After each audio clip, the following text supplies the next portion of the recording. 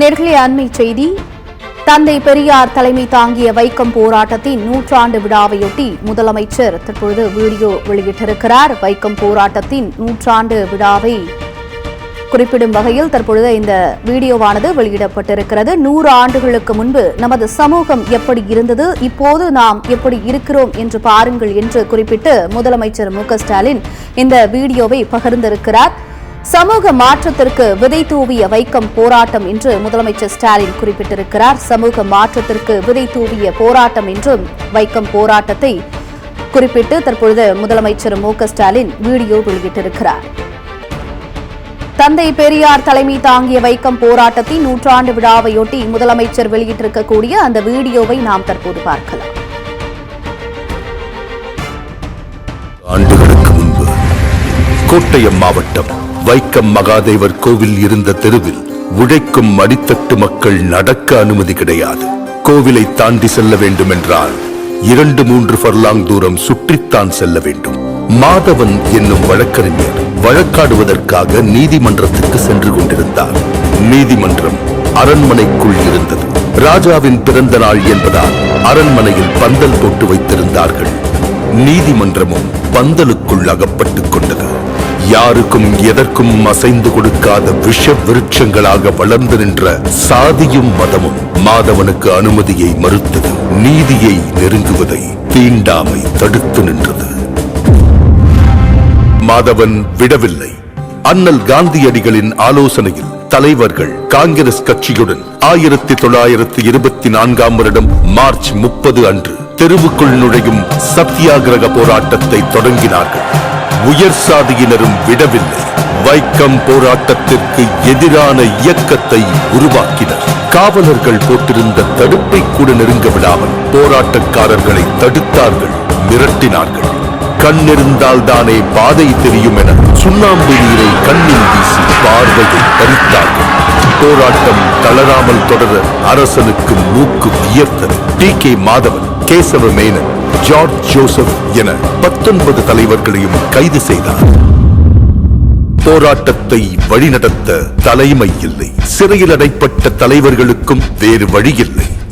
காங்கிரஸ் கமிட்டிக்கு கடிதம் எழுதினார்கள்.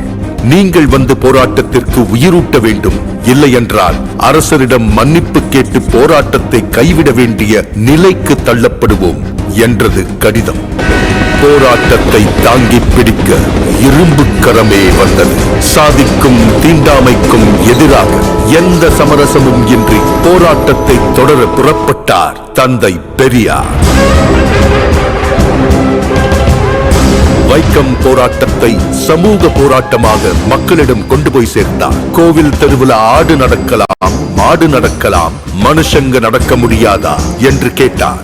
ஊர் ஊராக சென்று பிரச்சாரம் செய்தார். பெரியாரின் ஒவ்வொரு பேச்சும் வெடிகுண்டாக வெடித்து ஆதிக்க சாதிகளை அசைக்க மக்கள் கூட்டம் ஒன்று சேர்ந்தது. கலகலத்து போனது திருவிதாங்கூர் சமஸ்தானம். பெரியார் பேசுவதற்கு நீதிமன்றம் தடை விதித்தது. தங்கள் உத்தரவுக்கு மதிப்பளிக்க முடியாமைக்கு வருந்துகிறேன் என பெரியார் பதிலடி கொடுத்தார். கைதும் செய்யப்பட்டார்.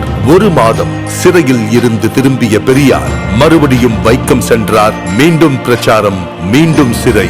இம்முறை 4 மாத கடுங்காவல் தண்டனை. மலையை சிறை என்ன செய்துவிட முடியும்? இந்த நேரத்தில் திருவிதாங்கூர் ராஜா சர் ராமவர்மா திடீரென காலமானார். சிறையில் இருந்தவர்கள் விடுதலை செய்யப்பட்டனர். வெளியே வந்த பெரியார் மீண்டும் போராடினார். பெரியார் தலைமையிலான போராட்டத்திற்கு பலன் கிடைத்தது. திருவிதாங்கூர் ராணி பேச்சுவார்த்தைக்கு முன்வந்தார். அண்ணல் காந்தியடிகளை பேச்சுவார்த்தைக்கு அழைத்தார்கள். பேச்சுவார்த்தைக்கு வந்த காந்தியடிகளிடம் தெருவில் நடக்கக்கூட அனுமதி வழங்குகிறோம், அதற்கடுத்து ராமசாமி கோவிலுக்குள்ளும் நுழைய வேண்டும் என போராடினால் என்ன செய்வது என்று ராணி கேட்க காந்தியடிகள் பெரியாரிடம் பேசினார். பெரியார் தனது நிலைப்பாட்டை விட்டுக் கொடுக்கவில்லை. பாதையை திறந்து விடட்டும், அதற்காக கோவிலுக்குள் நுழைய போராட மாட்டோம் என உத்தரவாதம் கொடுக்க முடியாது. வேண்டுமென்றால் இப்போதைக்கு அதற்காக போராட மாட்டோம் என சொல்லுங்கள் என்றார் பெரியார். பெரியாரை தன் வழிக்கு கொண்டு வர முடியாது என காந்தியடிகளுக்கு புரிந்தது.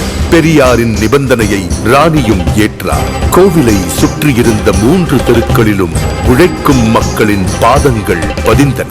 1925ஆம் ஆண்டு நவம்பர் மாதம் போராட்டம் வெற்றி கண்டது. எல்லாருக்கும் எல்லாம் என்கிற திராவிட அரசியல்தான் பெரியாரின் ஆயுதம். அதை அவர் முதலாக சுழற்றி வீசிய இடம்தான் வைக்கம்.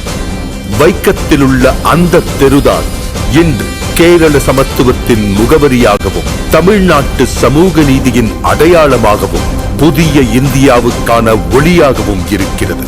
இம்மாபெரும் போராட்டத்தின் தொடர்ச்சியாக பொது உடைமையும் சமூக நீதியும் சமத்துவமும் தழைத்தோங்கும் ஆட்சியை அளித்து வருகிறார் கேரள முதல்வர் உயர் திரு பினராயி விஜயன் அவர்கள். அனைத்து சாதியினரும் அர்ச்சகராகலாம் என சட்டம் இயற்றினார் முத்தமிழறிஞர் டாக்டர் கலைஞர் அவர்கள். அதை நடைமுறைப்படுத்தினார் தமிழ்நாடு முதல்வர் உயர் திரு மு.க. ஸ்டாலின் அவர்கள். பெரியார் வகுத்து தந்த சமூக நீதி பாதையில் வீறுநடை போடுகிறது மாண்புமிகு தமிழ்நாடு முதலமைச்சர் திரு மு.க. ஸ்டாலின் அவர்களின் தலைமையிலான சமூக நீதி காக்கும் அரசு. 100 ஆண்டுகளை தாண்டியும் பெரியாரின் பகுத்தறிவு ஓர் ஆயுதமாய் பழமைவாதத்தை வேறறுத்து வருகிறது. இந்நிலை வைக்கம் போராட்டத்தின் 100ஆண்டை சிறப்பிக்கும் வகையில் தமிழ்நாடு அரசு சார்பில் வைக்கத்தில் அமைந்துள்ள பெரியார் நினைவகம் ரூபாய் 8.14 கோடி மதிப்பீட்டில் புனரமைக்கப்பட்டுள்ளது. ஓர் உரிமை போராட்டத்தின் நினைவுகளை தமிழ்நாடு, கேரளா ஆகிய 2 மாநிலங்களும் இணைந்து கொண்டாடுவது சமூக நீதி பயணத்தின் முத்தான தருணம். இந்தியாவின் கவனம் இதை நோக்கி திரும்பும்.